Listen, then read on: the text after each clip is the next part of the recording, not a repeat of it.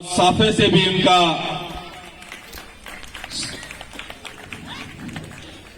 स्वागत, जोरदार तालियां। सतवीर जी पंगाल मोमेंटम देकर मालानी जी का स्वागत करें।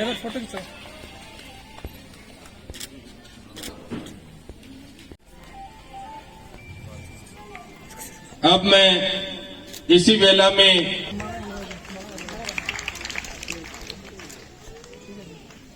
अब एक हाँ बैठो एसडीएम नरेश जी वकील आओ।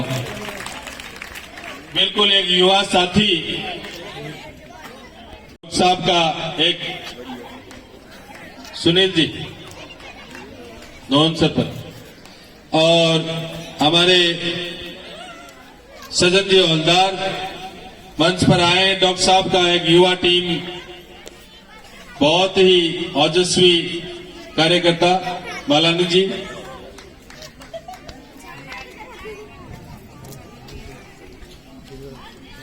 रामचंद्र टेलर हमेनपुर को भी आए। सबसे पहले मां सरस्वती के चरणों में मेरा हृदय से नमन। आज यहाँ उपस्थित मंचासीन अतिथियों को मेरा प्रणाम एवं काजी गांव के समस्त ग्रामीण वासियों को भी मेरा हृदय से नमन, जो सुबह से यहाँ पे इंतजार में बैठे हैं और इस कार्यक्रम की शोभा बढ़ा रहे हैं। कल के दिन ही राजेश जी जब मुझसे मिले तब उन्होंने ये बताया कि इस विद्यालय का निर्माण हमारे बिरला परिवार द्वारा किया गया था आजादी के पहले। तो आज मुझे गौरवान्वित महसूस हो रहा है कि आज पुनः हमको यहाँ बुलाकर इतना सम्मान आदर दिया जा रहा है ग्रामवासियों के द्वारा। एक वास्तव में एक मिसाल है, क्योंकि आज सरस्वती माँ के मंदिर की प्राण प्रतिष्ठा है। तो मुझे पद्म पुराण की एक कथा याद आ रही है, जिसमें जब ब्रह्मा जी ने इस सृष्टि की रचना की थी तो सभी प्रकार के जीव जंतु इत्यादि उन्होंने बनाए थे। तो उन्होंने देखा कि ये जितने भी जीव बने हैं इसमें कोई हलचल नहीं है, कोई बातचीत नहीं करता, कोई प्रेम नहीं है, ये बस जीवित है। तो ये समस्या लेकर वो विष्णु जी के पास पहुंचे कि इस समस्या का समाधान दीजिए। तो विष्णु जी ने उन्हें बताया कि क्योंकि आपने इस संसार की रचना की है तो आप ही इस दुविधा का समाधान निकालिए।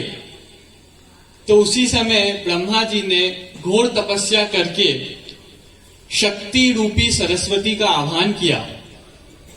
और जब सरस्वती माँ इस धरती पर आई तो ऐसा कहा जाता है कि मनुष्य बोलने लगा, जीव जंतुओं में आवाज आ गई और ये पूरी संसार एक प्रकार से चलायमान हो गया। तो तभी ब्रह्मा जी को एक चेतना जागी कि भले ही मैंने सृष्टि की रचना की होगी पर इसे चलायमान रखने के लिए स्वयं मां सरस्वती का होना अति आवश्यक है। तो मैं पुनः श्री राजेश जी और समस्त काजी के ग्रामवासियों को नमन करता हूं कि जब हम सरस्वती माँ की प्राण प्रतिष्ठा करते हैं, हम इतिहास की उन्हीं बातों को पुनः जागृत करते हैं और एक नए युग की शुरुआत करते हैं और इस विद्यालय को चलायमान रखने की एक संकल्प लेते हैं। तो इन्हीं बातों से आज क्योंकि सरस्वती माँ का इतना पावन दिन है, तो हमने सोचा कि हमारे जो छोटे बच्चे हैं इस विद्यालय परिवार के, तो उनके लिए हम कुछ खेल के सामग्री भी लाए हैं जिससे वो खेले, क्योंकि खेल भी एक शिक्षा का ही हिस्सा है। और साथ ही जो डेंगू, मलेरिया इत्यादि जो बीमारी फैल रही है, तो आप ही ग्रामवासियों के आग्रह पर पूरे ग्रामीण क्षेत्र में आज फॉगिंग की भी व्यवस्था की जा रही है हमारे द्वारा। तो आपके सहयोग के लिए पुनः हृदय से धन्यवाद, आभार। आखिरी में मैं बस एक पंक्ति करके अपने शब्दों को विराम देना चाहता हूँ कि स्वगृह पूजते मूर्ख, स्वग्रामे पूजते प्रभु, स्वदेशे पूजते राजा, विद्वान सर्वत्र पूजते। अर्थात कि अपने घर में एक मूर्ख को भी पूजा जाता है, अपने ग्राम में एक ग्राम के जो मुखिया होते हैं उनको उसी सीमा में पूजा जाता है, और एक राजा होगा तो उसे सिर्फ उसके राज दरबार में ही पूजा जाएगा। लेकिन एक विद्वान व्यक्ति जिसपे सरस्वती माँ की असीम कृपा हो, वो जहां भी जाए पूरे विश्व में उसको पूजा जाएगा। तो पुनः काजी ग्रामवासियों का नमन और हृदय से धन्यवाद। बहुत बढ़िया। कितने युवा हमारे मालानी जी और अच्छे वक्ता, विद्वत्ता जो है वाणी में ही झलकती है। और अब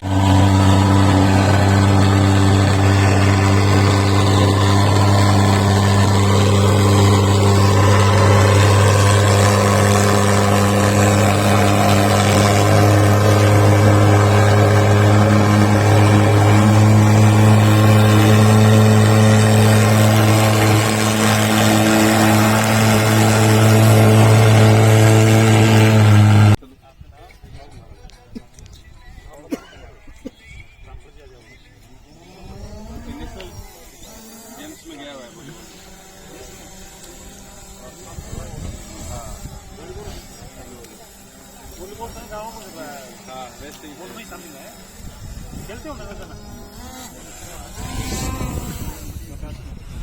रोटेशन से खेलते हो पूरा रोटेशन से खेलते हो। ग्रामीण ओलंपिक में शूटिंग भी है, ये दोनों गेम है। वो होगा रजिस्ट्रेशन करवाया है क्या? हाँ उसमें करवाओ आप। आगे देश से बाहर पहले तो राष्ट्रीय स्तर पर होगा। नाम 10-12 टप खेलते हो ना सब वॉलीबॉल का 10-12 टप। अच्छा